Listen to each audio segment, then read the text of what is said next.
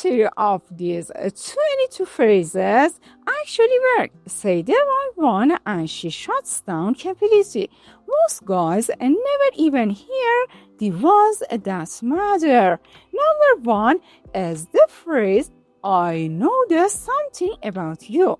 And this one works because it does something almost no other opener does.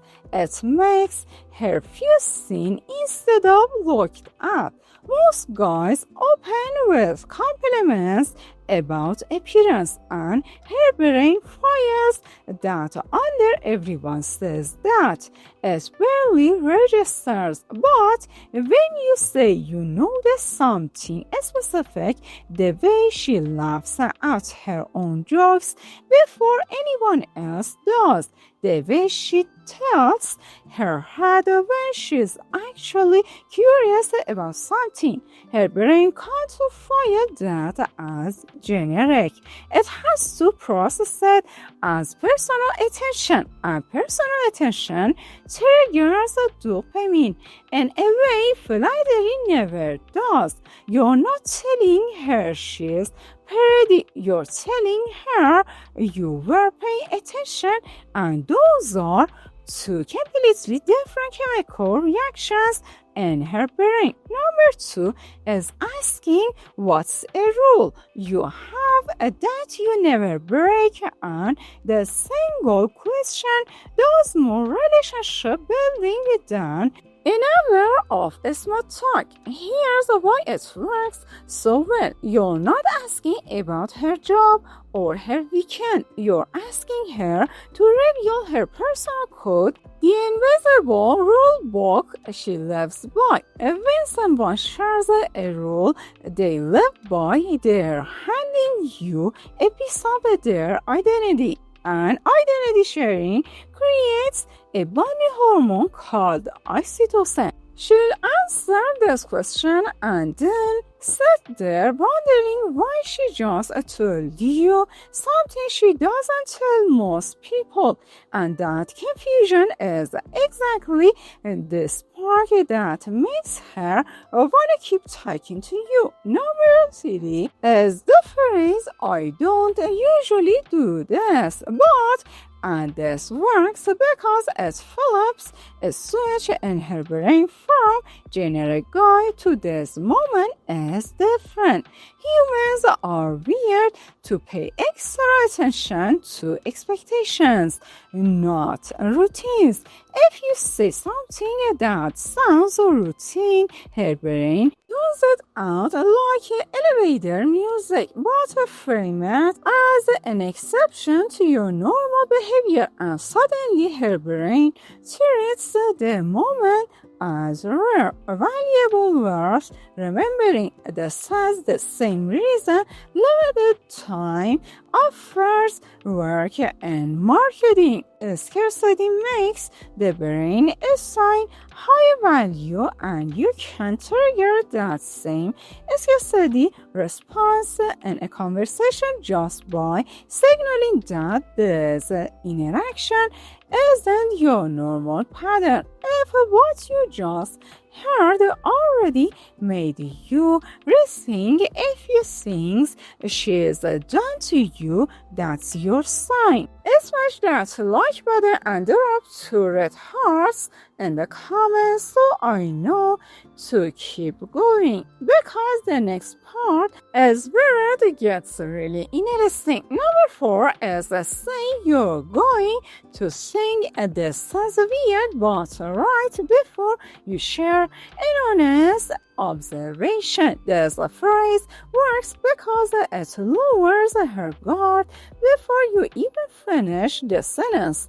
When people expect judgment, they build a wall. When you warn them something might sound weird, you're accidentally doing the opposite of what you think. You're making her curious instead of defensive. Her brain shifts from what's he trying to get from me to what is he about to say, and that shift from Suspicion to curiosity is the exact emotional gap that keeps her leaning in, waiting for the next sentence instead of planning her exit.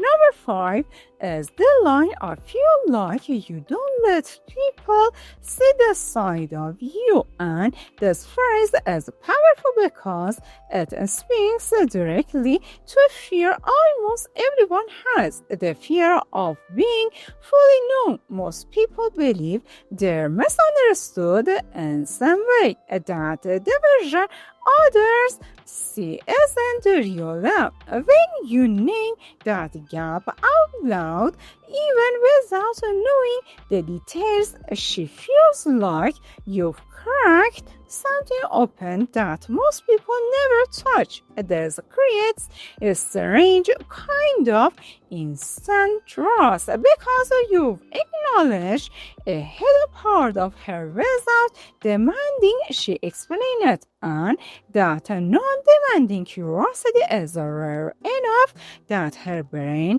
marks you as different from everyone else she talks to. Number 6 is asking what's something you're proud of that you never get to talk about. And here's why this hits so hard.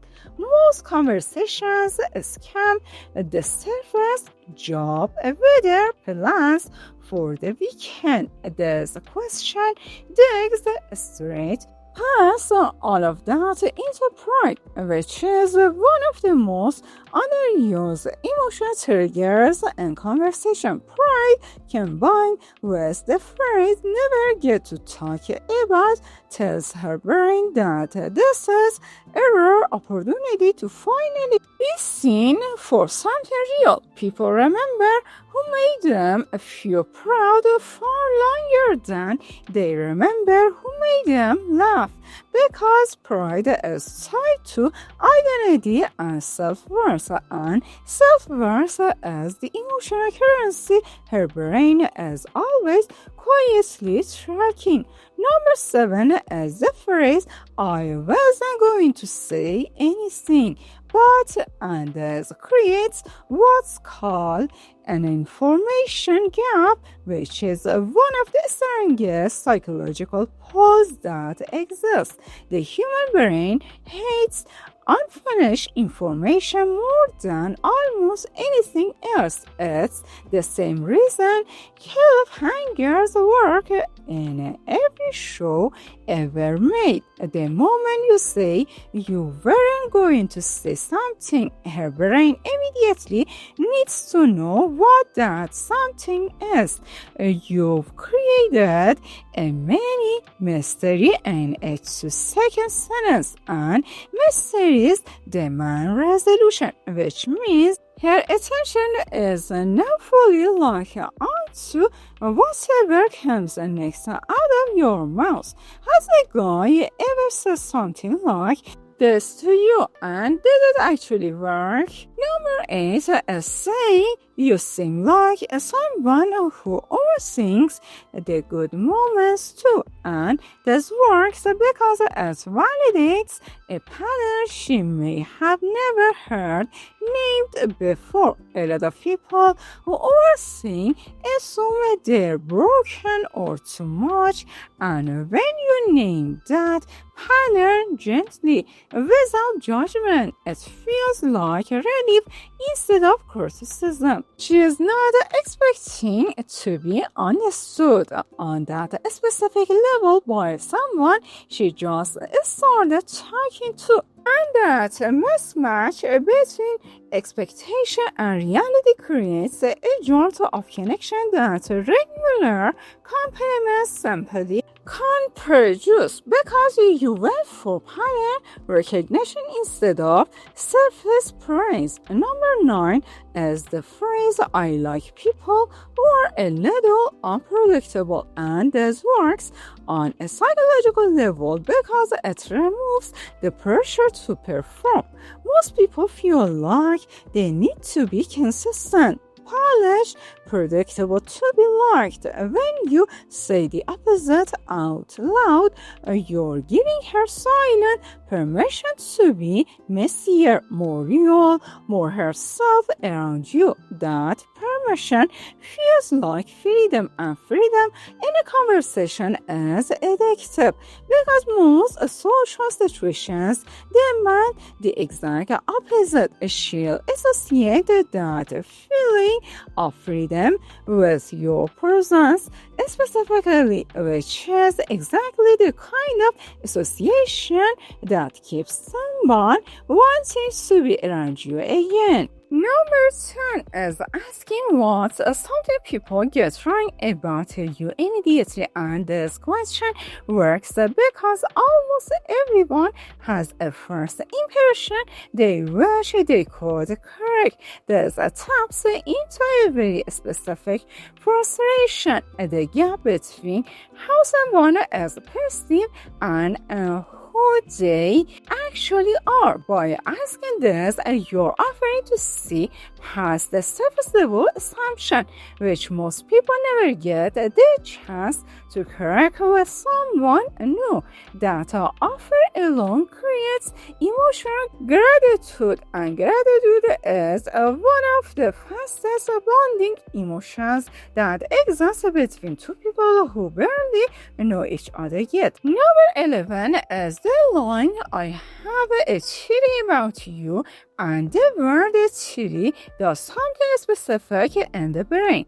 It implies you've already been thinking, analyzing, paying attention before this moment. Most people go their whole lives without anyone actively theorizing about who they are. So this phrase instantly signals that you see her as complex, layered, worth studying instead of simple or forgettable.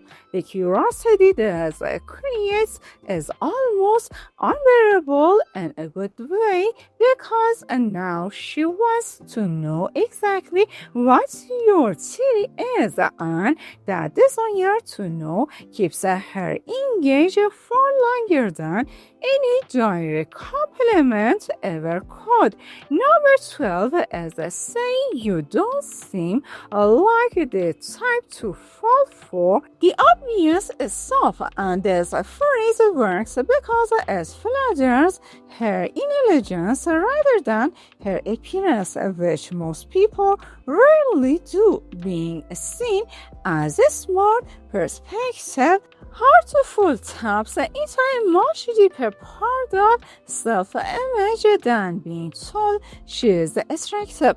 This phrase also creates a subtle challenge because now if she reacts to something obvious later, she'll remember you said this, and that memory keeps her behavior suddenly shaped around trying to prove your observation right, which keeps her thinking about you even when you're not around. Number 13 is the phrase, "I bet you're harder on yourself than anyone else is on you," and this line works because it names an internal pattern almost everyone secretly has but rarely admits out loud. When someone hears their inner critic described from the outside, it feels like being caught and comforted at the same time. This creates a strange mix of vulnerability and safety in the same moment, and that combination is one of the fastest ways to build emotional intimacy with someone, because you've shown her you can see the parts of her she usually keeps hidden without her having to explain anything first. Number 14 is saying you have this calm way about you, but I don't think it's the whole story, and this works because it acknowledges the surface while hinting there's something deeper underneath. This taps into the exact fantasy most people have about themselves, that they're more complex than what others usually notice. When you hunt, that you see beyond the calm exterior, you're positioning yourself as someone who pays attention on a level most people don't, and that perceived depth of attention as incredibly rare, which makes her brain register you as someone worth investing more time and energy into. Number 15 is the phrase, I don't think you realize how much you know this. And this line works because it flips attention back into her own perspectiveness instead of yours. Most compliments focus on looks or personality traits, but this one focuses on her mind, her awareness, the parts of her she may not even fully recognize in herself. Being told you know this more than you realize creates a small identity shift. She starts seeing herself as more observant, more intuitive, as she associates that positive self-view directly with the conversation she is having with you in the exact moment. Which of these 15 phrases would you actually be brave enough to say first? Number 16 is asking what's a moment that changed how you see people, and this works because it invites a story instead of a fact, and stories create a far deeper emotional engagement than simple answers. When someone tells a story about a moment that shifted their perspective, they relive the emotions of that moment while speaking, and you became the person for that reliving. This creates a strong emotional association between you and that meaningful memory, even though you weren't there when it originally happened, simply because you were the one who asked the question that brought it back to the surface. Number 17 is the phrase, you strike me as someone who gives more than they receive, and this line works because it acknowledges a pattern that often goes unnoticed and unappreciated in daily life. A lot of people who give a lot emotionally rarely get told that pattern is visible from the outside. They just feel unseen and taken for granted most of the time. When you name this specifically, it feels like validation for something she may have quietly struggled with, and validation for unspoken struggle creates an immense and immediate sense of being understood, which is one of the strongest connectors in any interaction. Number 18 is saying, I feel like you test people without a meaning to. And this phrase works because almost everyone unconsciously tests the people they're interested in, whether through jokes, delayed responses, or small provocations. Naming this pattern out loud without judgment makes her feel caught in a harmless, almost playful way. This kind of general call-out creates tension because it's accurate enough to feel exposing but soft enough to feel safe, and that specific blend of exposure and safety is exactly what makes a conversation feel exciting instead of just comfortable or just uncomfortable. Number 19 is the phrase, you make it easy to forget you're also figuring things out, and this works because most people assume confident seeming people have everything figured out, and they quietly feel alone in their own uncertainty. When you acknowledge that she's also figuring things out, despite how put together she may seem, it removes the pressure to perform certainty around you. That relief creates a specific kind of comfort that most interactions don't offer, and comfort combined with being truly seen as one of the rarest emotional combinations, which is exactly why it sticks in someone's memory long after the conversation ends. Number 20 is asking what's something you wish someone would just ask you, and this question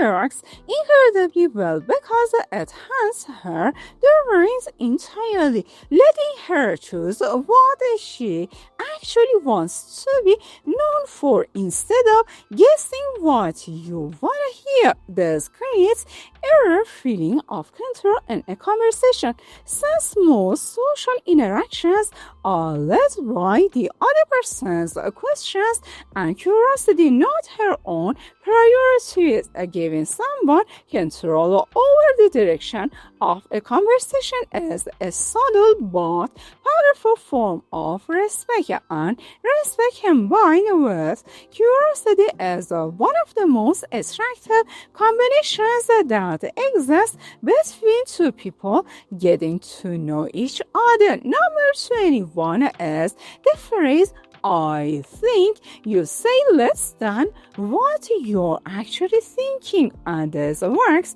because it names a pattern many self-aware people have, holding back their full thoughts to avoid overwhelming others or being misread. When you notice this out loud, it feels like being handed permission to finally say more, to stop filtering herself around you. Specifically, this creates an immediate sense of psychological safety, and psychological safety is one of the strongest predicators of emotional closeness because it removes the exhausting need to constantly manage how she is coming across in the conversation. Number 22 is the phrase I don't think I've met someone like you in a while, and this works as a closing line because it's specific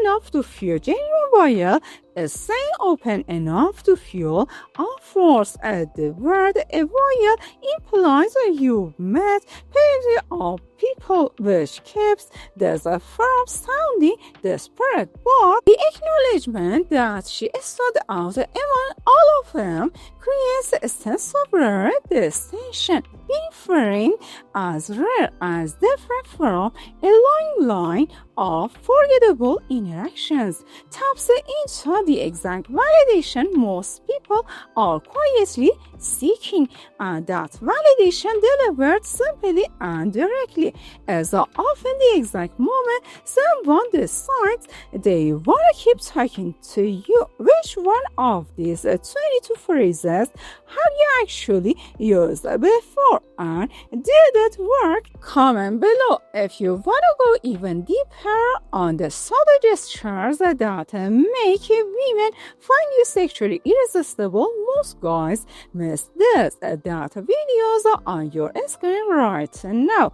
Go watch it before you scroll away, because this is the part most guys never figure out on their own. 22 phrases of one purpose, making her future seen instead of just noticed. Each one taps into a different part of female psychology, from curiosity and validation to trust and rare connection. Say, even if you have this right and you're not just talking to her anymore, you're the guy she can't stop thinking about.